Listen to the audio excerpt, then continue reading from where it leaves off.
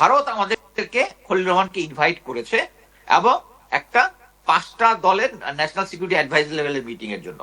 আমি এখনো মনে করি যে এটা ভারত ইমিডিয়েটলি অন্যান্য দেশের সাথে তৈরি করেছে যা শুধু খলিলুর রহমানকে এখানে নেওয়ার জন্য।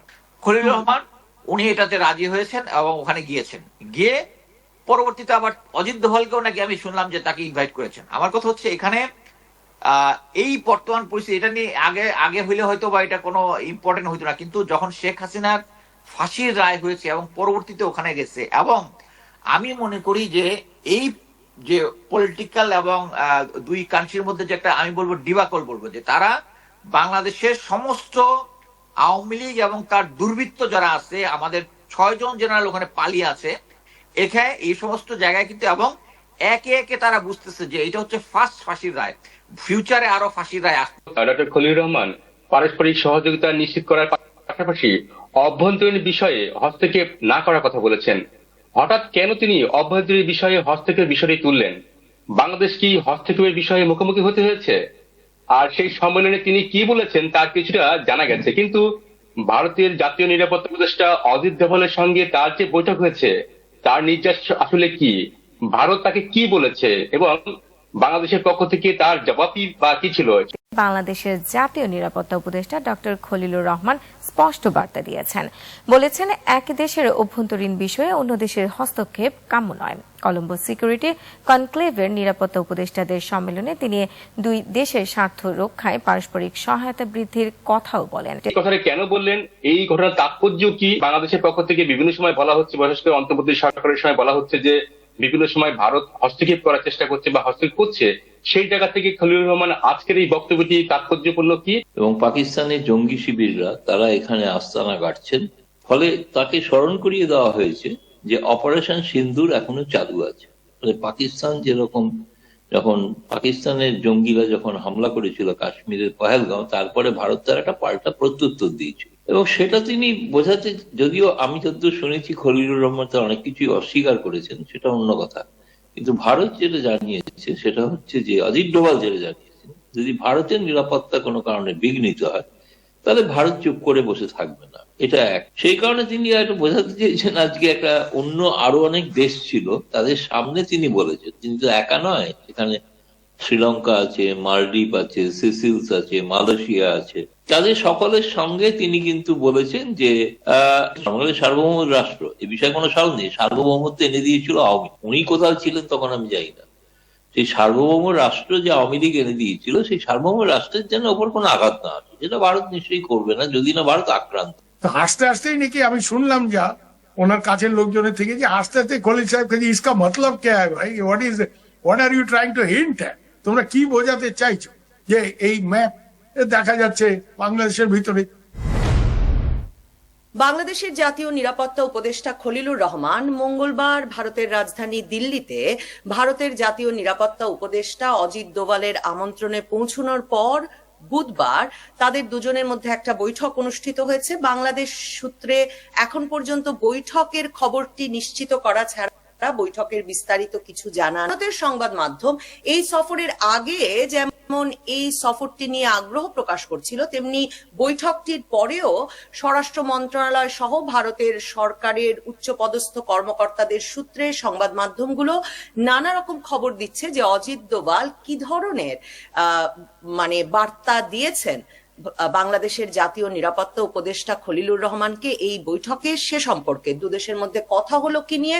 বাংলাদেশে ব্যাপক আগ্রহ, খলিলুর রহমান শেখ হাসিনাকে ফিরিয়ে আনার বিষয়ে কথা বলেছেন কিনা, এসব নিয়ে কথা বলতে আমার সঙ্গে এখন যুক্ত সিনিয়র সাংবাদিক সুবীর ভৌমিক।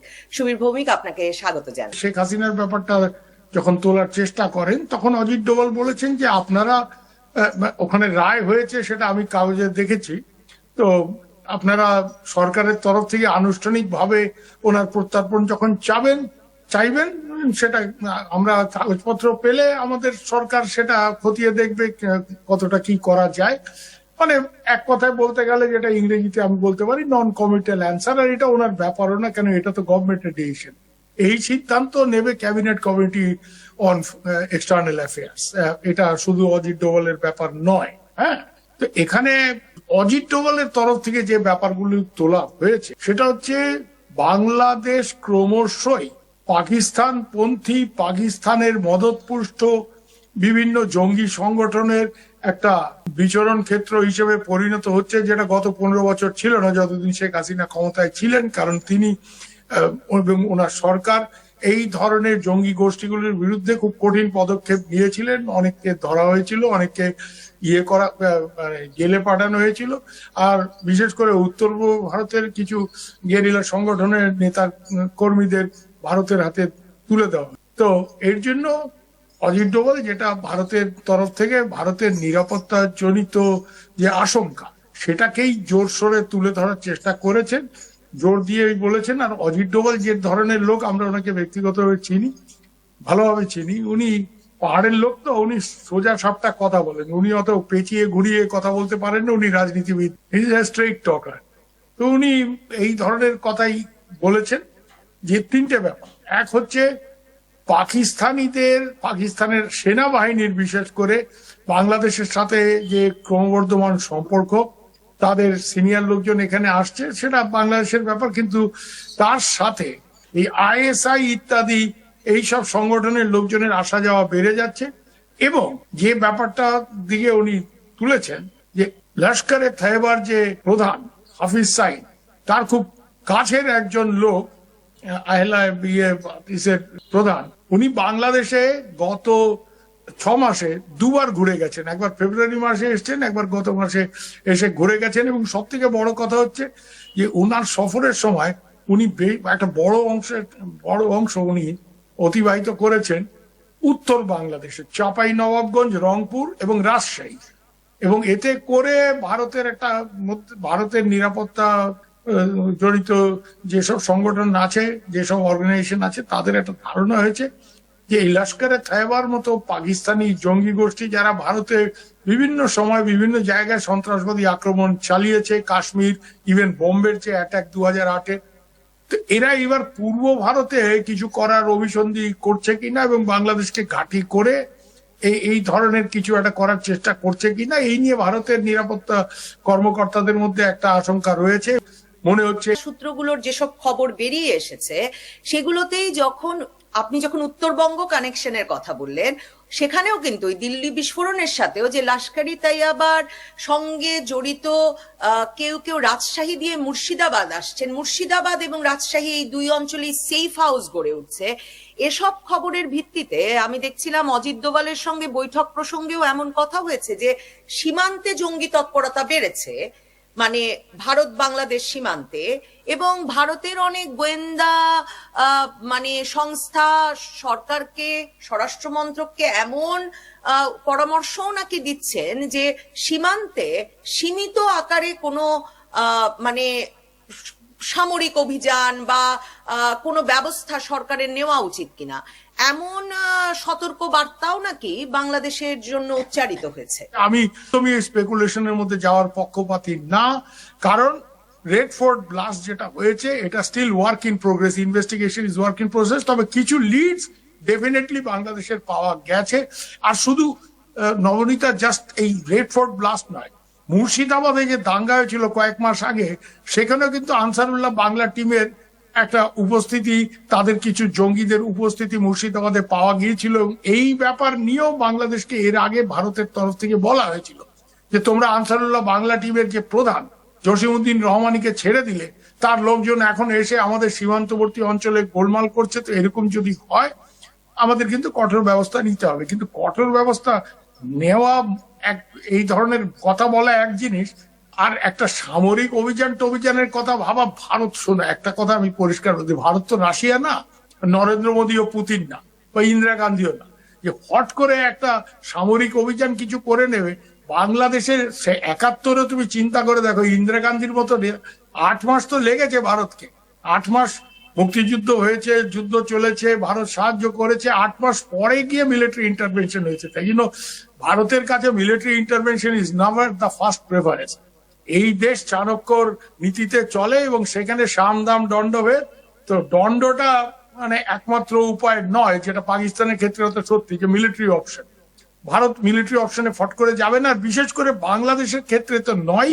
কারণ আমি এইটা খুব দায়িত্ব নিয়ে বলতে পারি যে ভারতের যারা ডিসিশন মেকিং লেভেলে বাংলাদেশকে এখনো শত্রু রাষ্ট্র হিসেবে দেখা হয় না।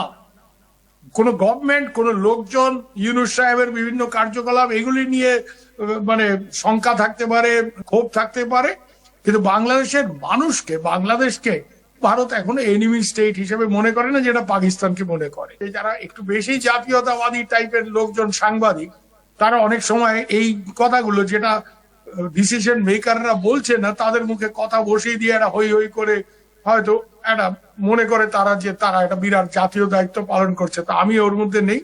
আমি যেটা বলতে পারি তোমাকে, যে নিরাপত্তার আশঙ্কা তিনটে ব্যাপার এখানে আছে। একটা হচ্ছে পাকিস্তানিদের আসা যাওয়া, পাকিস্তানি সামরিক কর্মকর্তাদের আসা যাওয়া, বিশেষ করে আইএসআই এর কর্মকর্তাদের বাংলাদেশে আসা যাওয়া, এটা নিয়ে ভারতের আশঙ্কা আছে এবং সেই ব্যাপারটা তুলে ধরা হয়েছে যে ঘন ঘন সামরিক কর্মকর্তারা, তাবাসসুম আসলেন, জেনারেল তাবাসসুম, তারপরে জেনারেল শামশাদ মির্জা, তারপরে নেভি চিফ নাভিদ আশরাফ, এরা আসছেন। এবং সব থেকে বড় কথা, যাকে নিয়ে সমস্যা, এই লস্করে তাইবার যে হাফিজ সাইদের খুব কাছের লোক ইবতিসাম এলাহি জাহিদ, জেনারেল সেক্রেটারি পাকিস্তানের, যে মার্চেন্ট, খুব কড়া ভারত বিরোধী বক্তব্য রেখেছেন বিভিন্ন জায়গায়, সালাফিস্ট কনফারেন্সে। এই লস্করে তাইবা কে নিয়ে ভারতের তো একটা মানে আশঙ্কা থাকতেই পারে।